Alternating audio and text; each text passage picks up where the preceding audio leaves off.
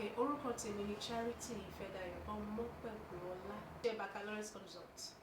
ní ìlú Èkó ní Nàìjíríà. Mo ń sọ̀rọ̀ nípa àwọn tó ń seek for asylum. Mo mean àwọn tó ń fẹ́ gbé ìlú ilẹ̀ ìwé wọ́n fẹ́ jẹ́ kí wọ́n pity wọn pé kí wọ́n ṣàánú wọn pé ayé wọn táwọn bá gbé ibi tí wọ́n wà wọ́n lè kú anytime from now. Irú àwọn yẹn ló máa seek for this particular immigration pathway tó ń pè ní asylum. Ó ní part tẹ́gbọ́ ọ̀dà ó lè ní the other side tí ò dá. Mo máa bẹ̀rẹ̀ pẹ̀lú ibi tó dá bẹ́ẹ̀. Àwọn tó bá ń sọ pé wọ́n fẹ́ lo process láti seek for asylum kan tó máa yọrí benefit tí mo rí pé wọ́n ní ni pé torí problem tó máa present process wọn máa fast. Wọ́n máa ètò ìwé gbèlú láti gbé ní ìlú tó bá orílẹ̀-èdè tó bá wù wọ́n permanently. That's the only thing tí mo rí pé down there. Aside that, tó bá dọjọ́ iwájú ìyẹn gbọ́ngbọ́ngbọ́n ní issue lè wà. Ó lè léyò dáa pé ó sọ pé òun fẹ́ gbé ìlú òun lè sá fọ́kàn tó ń pọ̀ kàn fẹ́ circumcise àwọn ọmọbìnrin tó ń bí. Láwọn reason tó máa ń lò nìyẹn láti lè sọ pé ẹjọ́ ẹgbàá mi àtàwọn ọmọ mi ò jẹ́ kí wàá bíbá yìí ẹ ṣàánú mi o ibi tí mo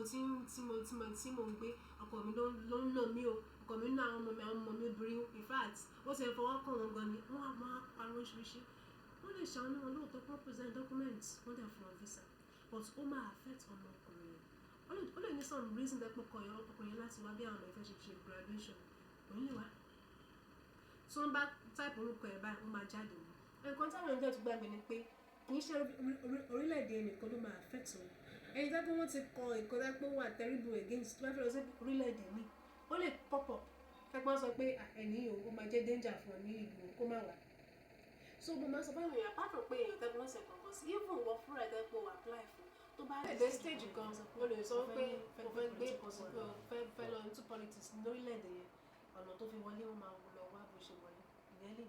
wọ́n lè lò yẹn against pé o lè wà eligible láti gbé pò ìyàtọ̀ sí yẹn ó lè láwọn benefit yẹn kó nígbà tó bá gbé o ti retire wọ́n lè lò yẹn pé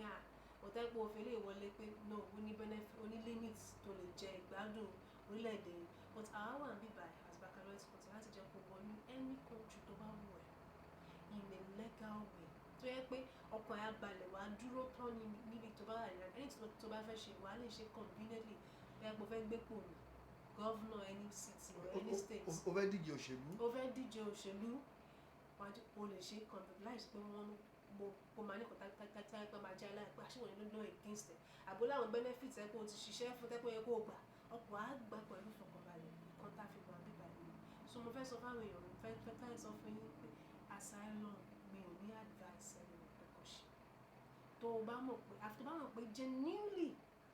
lóòótọ́ ò ní problem tẹ́pẹ́ wà life risky but tó bá mọ̀ pé irọ́ ló ń pa máa ṣe àwọn àbíbá láti rìn lọ́wọ́ láti dé orílẹ̀-èdè tó bá wù ẹ́ in a genuine and truthful way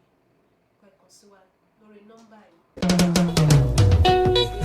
Kéré o gbogbo ẹ̀yin ènìyàn iléeṣẹ́ kan àrà ọ̀tún tún ti gbé tuntun dé fún tọmọdé tàgbà tó ń fẹ́ láti rìnrìn àjò lọ sí ìlú ọba láti gbé níbẹ̀ láti ṣiṣẹ́ tàbí láti kàwé baccalaureate travel agency iléeṣẹ́ kan àrà ọ̀tọ̀ tó láàmìlaka láwùjọ ni mò ń sọ nípa rẹ̀ baccalaureate travel agency ti wà nílẹ̀ ní sẹpẹ́ láti bá yín ṣe ìwé ìrìnnà lọ sí UK USA Canada Australia pẹ̀lú ìwé ìdánwò O-level tó o bá ní àǹfààní kan gbòógì tó wà nípa baccalaureate travel agency ni wípé o lè sanwó lẹ́yìn tí visa tìrẹ bá ti jáde baccalaureate travel agency tún máa ń ṣètò visa fún àwọn tó wù láti fi ìlú ọba ṣebùgbé baccalaureate travel agency wà ní 591 Agege Motor Road beside Shogunle bus stop Ìkẹjà Lagos fún ẹ̀kúnrẹ́rẹ́ àlàyé ẹ pè sórí ẹ̀rọ ìbánisọ̀rọ̀ yìí 08022055408 baccalaureate travel agency